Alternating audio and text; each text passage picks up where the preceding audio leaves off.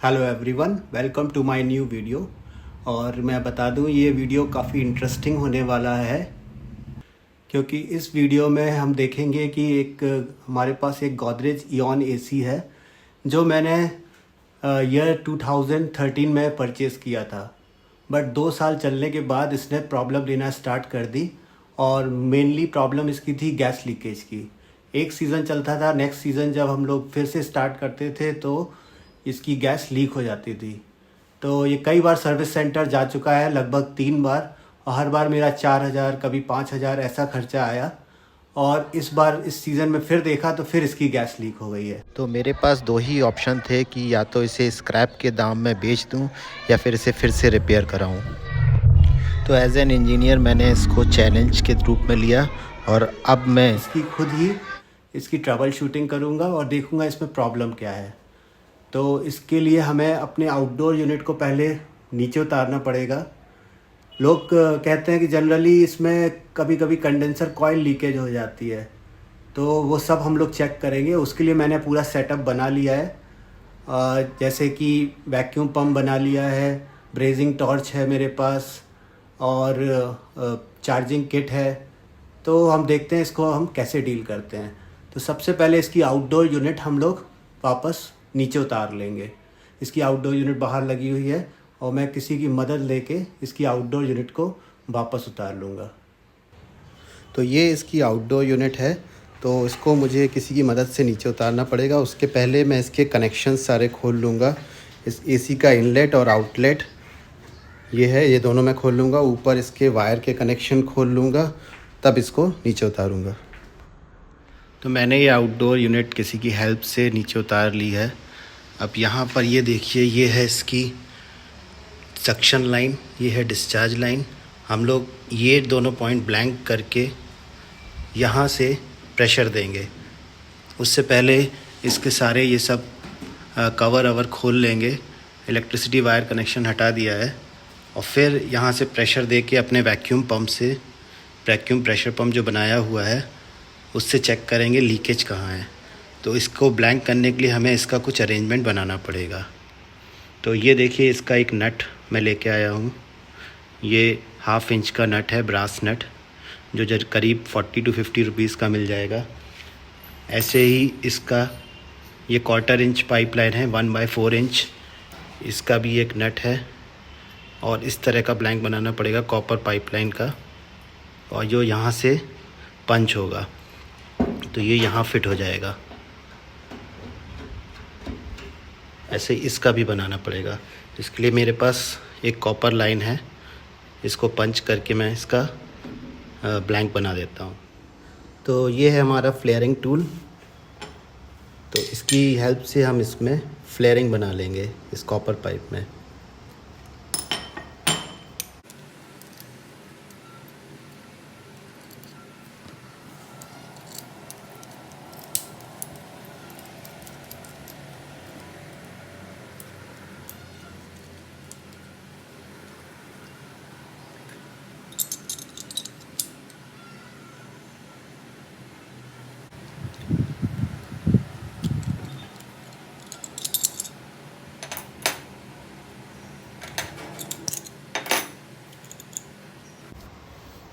तो ये हमारी फ्लेयरिंग हो चुकी है। अब इस नट को ऐसे डाल देंगे, अब ये फिट हो जाएगा और यहाँ से कोई लीकेज नहीं होगा। अब हमें यहाँ से इसको पिंच करके दबा के और फिर इसमें ब्रेजिंग हल्की सी कर देनी है।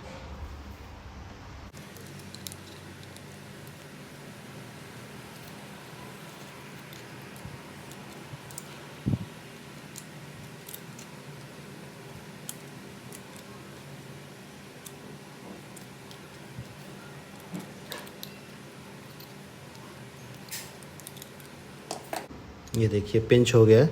अब इसको ब्रेस कर देंगे।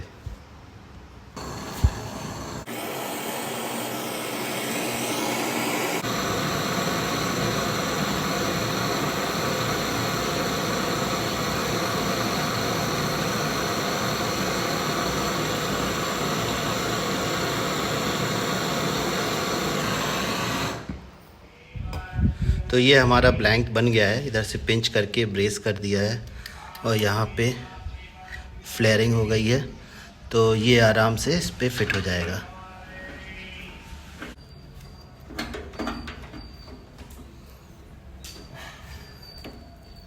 तो ये अब प्रेशर टेस्टिंग के लिए रेडी हो गया है। यहाँ हम लोग होज़ लगा के प्रेशर टेस्टिंग पंप से इसमें एयर का प्रेशर डालेंगे, फिर लीक चेक करेंगे। अब हम इसको खोल लेते हैं पूरा कवर।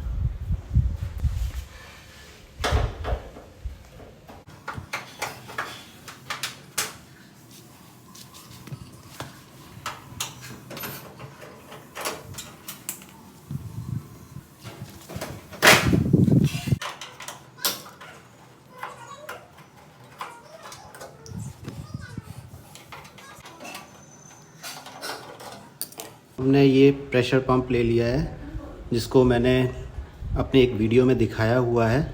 अगर आपको बनाना हो कैसे बनाते हैं तो ये आपका लिंक वीडियो डिस्क्रिप्शन में मिल जाएगा। तो ये इसकी सक्शन लाइन है, ये डिस्चार्ज लाइन है। डिस्चार्ज लाइन को हम एक प्रेशर गेज से कनेक्ट करेंगे।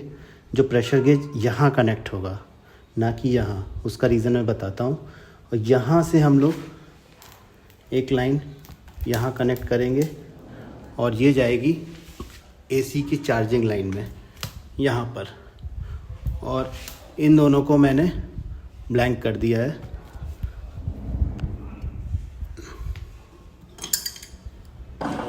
इसकी टाइटनेस अच्छे से चेक कर लीजिए, टाइट है कि नहीं। ये भी टाइट कर दिया है, इसकी भी टाइटनेस चेक कर लीजिए।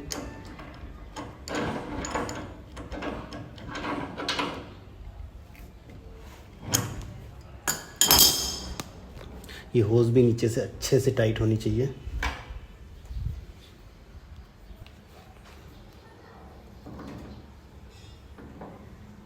ताकि कहीं से भी प्रेशर ना निकले। ये भी टाइट हो गया, ये टाइट हो गया है। अब हम लोग इसको प्रेशर गेज से टाइट कर लेते हैं। होज़ की कंडीशन चेक कर लीजिए, इसमें जो रबर वॉशर होता है वो कहीं से कटा ना हो, और होज़ भी कहीं से कटी फटी ना हो। होज़ कहीं से कटी फटी होगी या फिर इसका वॉशर, रबर वॉशर कटा होगा तो गैस लीक करेगी, एयर लीक करेगी और आपको ट्रू पिक्चर नहीं मिलेगी। इसको भी अच्छे से टाइट कर लीजिए। नीचे वाला इसलिए इससे कनेक्टेड है कि जब यहाँ से पंप प्रेशर देगा और वॉल्व खुला होगा तो यहाँ से प्रेशर जाएगा, और जब हम वॉल्व बंद कर देंगे ऐसे, तो यहाँ से ये कट ऑफ हो जाएगा लाइन, और सिर्फ प्रेशर इधर इस लाइन में रहेगा, इतनी लाइन, येलो लाइन में। ताकि यहाँ पे होने वाला, वैक्यूम पंप में होने वाला प्रेशर ड्रॉप से हम कंफ्यूज ना हो कि गैस इससे लीक कर रही है कि इस वाले सिस्टम से। मैं आपको दिखाता हूँ। देखिए, ये वॉल्व हमने यहाँ पे थोड़ा प्रेशर आ गया है, ये वॉल्व बंद कर दिया है। अब हम ये कंप्रेसर की लाइन खोल भी देंगे तो प्रेशर ड्रॉप नहीं होगा। तो बस इस सिस्टम का लीकेज चेक होगा, यहाँ कहीं लीकेज है कि नहीं। इसलिए हमने येलो लाइन नीचे कनेक्ट करी है। अब हम ये वॉल्व पूरा खोल लेते हैं। ये खुल गया है और ये लाइन इससे कनेक्ट हो चुकी है पूरी। अब हम अपना पंप स्टार्ट कर देंगे।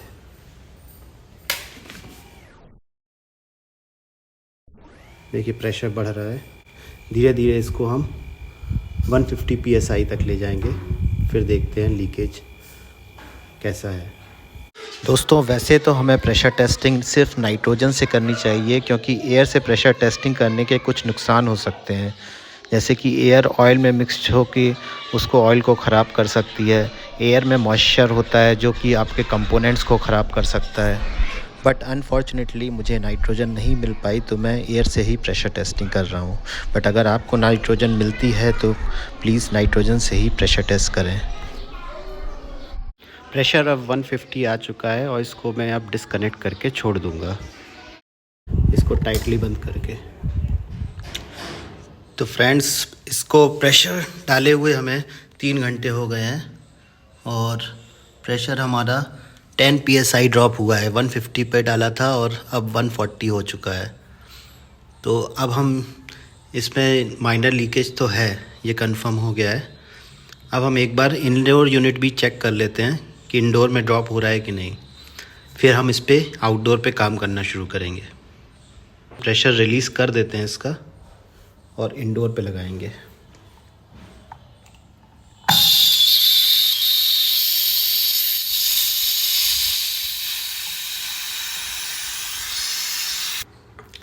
इंडोर यूनिट यहाँ का पाइप यहाँ से शुरू हो रहा है और इसके बाद इंडोर यूनिट है। तो हम लोग यहाँ से खोल के यहाँ पर ये लाइन ब्लैंक कर देंगे और इसमें प्रेशर लगा देंगे। तो ये हम लोग ऐसे 2 स्पैनर लगा के इसको खोल लेंगे।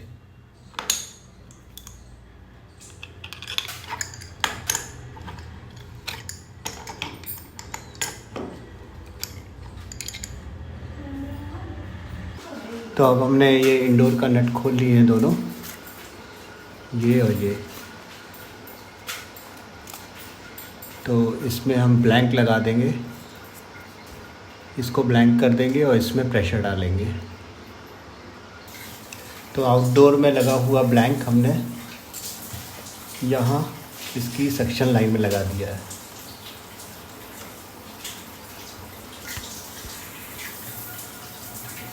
और अगर इसको जब टाइट करना है तो हमें यहाँ पे भी स्पैनर लगाएं और इस पे भी स्पैनर लगाएं और तब क्रॉस में टाइट करें, ताकि इस पाइप पे स्ट्रेस ना आए, ज़ोर ना आए, नहीं तो यहाँ पे भी नया क्रैक डेवलप हो सकता है। अब इसमें हम लोग प्रेशर टेस्टिंग की लाइन लगाएंगे।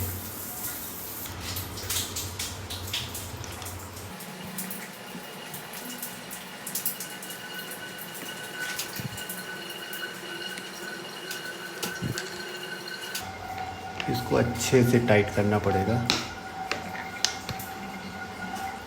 तो इस लाइन में हमारा ब्लैंक लग गया है। ये प्रेशर टेस्टिंग की लाइन लग गई है, ये प्रेशर गेज लग गया। यहाँ से कंप्रेसर कनेक्ट करके इसमें एयर डालेंगे। तो ये जो यूनिट है इसके पीछे ही हमारा इंडोर यूनिट लगा है, तो मैं दिखाता हूँ।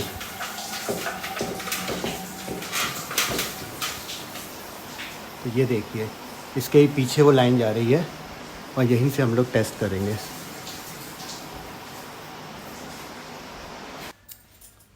तो ये हमारा सेटअप लग चुका है। ये प्रेशर गेज कनेक्ट हो गया है कंप्रेसर से, ये वायर कनेक्ट है।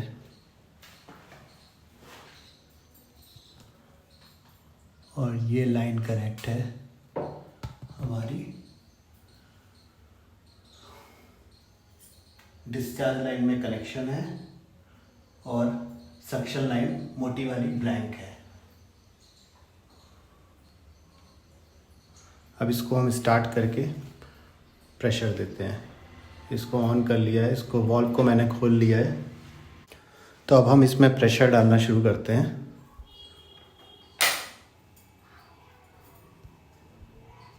हमने पंप ऑन कर दिया है, हमारा प्रेशर बढ़ने लगा है।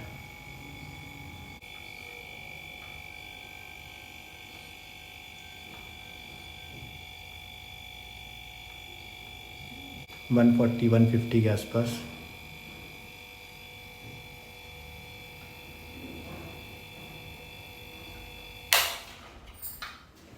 तो इसका भी हमने प्रेशर 150 psi लगा के छोड़ दिया है। तो अब 2-3 घंटे बाद देखते हैं इसमें कितना ड्रॉप होता है। तो अब 2 घंटे हो चुके हैं और हमारा प्रेशर बिल्कुल भी ड्रॉप नहीं हुआ है इस इंडोर कॉइल में। तो इसका मतलब हमारा इंडोर सेक्शन बिल्कुल इंटैक्ट है, इसमें कोई प्रॉब्लम नहीं है। तो अब हमें फोकस करना है इस आउटडोर यूनिट में कि इसमें लीक कहाँ है। तो इसके लिए हम इसके सारे कवर निकाल लेंगे और फिर से इसको प्रेशर टेस्ट करके देखते हैं कि लीक मिलता है कि नहीं। और अगर नहीं मिलता है तो हम लोग इसका कंडेंसर एटलीस्ट चेंज कर देंगे, क्योंकि इसका कंडेंसर वैसे भी एल्युमिनियम का है। तो इसकी जगह मैं कॉपर कंडेंसर डालूंगा ताकि हमेशा की झंझट ख़त्म हो जाए। तो इंडोर का मैं प्रेशर निकाल देता हूँ।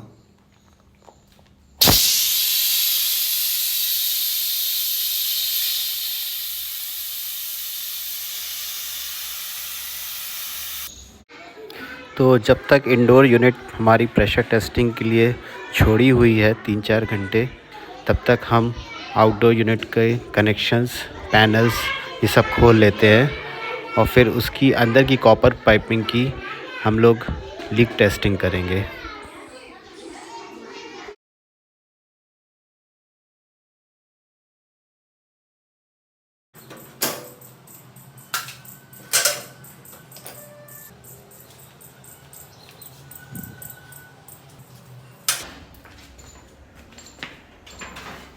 ये लॉकिंग होती है इधर, ये इसको घुमा के ऐसे निकालिए।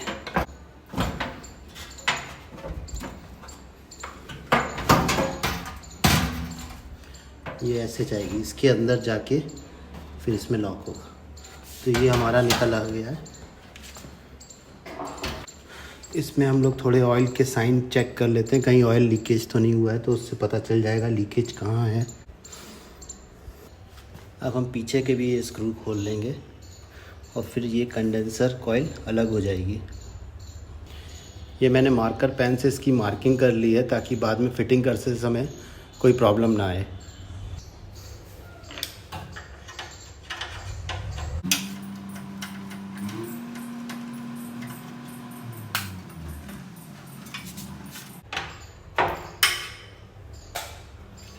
ये भी निकल आया है। टर्मिनल बॉक्स को भी खोल लेंगे ताकि ये फ्रेम भी हमारा फ्री होके निकल जाए, और इसको यहाँ से एक खोल लेंगे स्क्रू।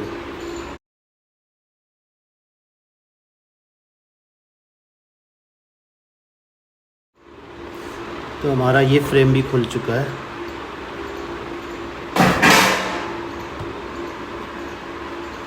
अब सारी पाइपिंग हमारे सामने आ गई है, इससे लीक ढूंढने में आसानी रहेगी।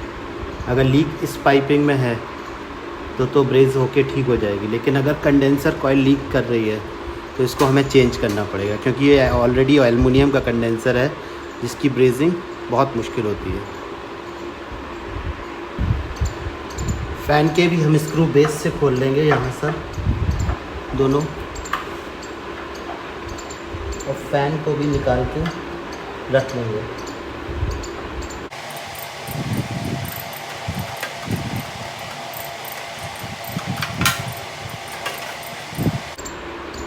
तो हमने फ़ैन के स्क्रू भी बेस से खोल लिए हैं, फ़ैन हमारा बाहर आ गया है।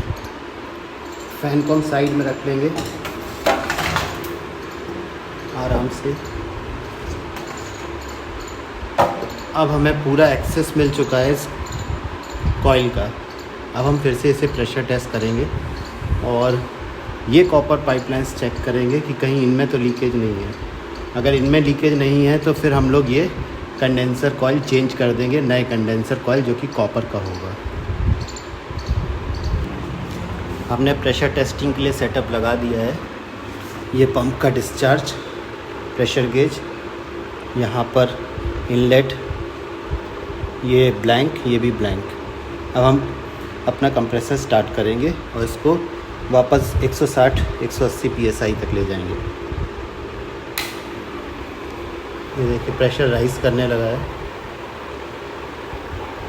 120 पहुंच गया है, 140 और ये 150 पहुंच गया है। तो प्रेशर मैंने 160 के लगभग लगा के इसका लीक टेस्ट करेंगे सोप सॉल्यूशन से। तो अब हम इसकी सोप सॉल्यूशन से लीकेज टेस्टिंग करेंगे।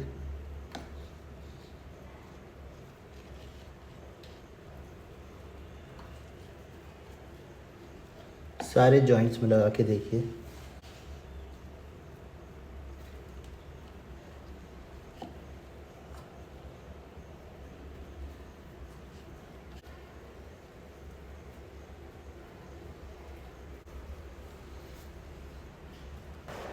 इसकी अच्छे से सोप सॉल्यूशन से टेस्टिंग करनी है।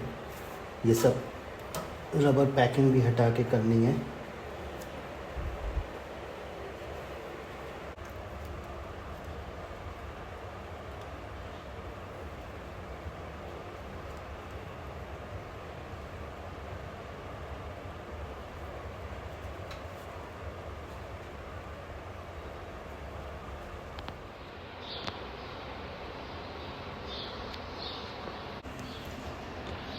तो ये सोप टेस्टिंग बहुत ही पेशेंस के साथ करनी होती है कि ये काफ़ी मुश्किल काम है लीक ढूंढना।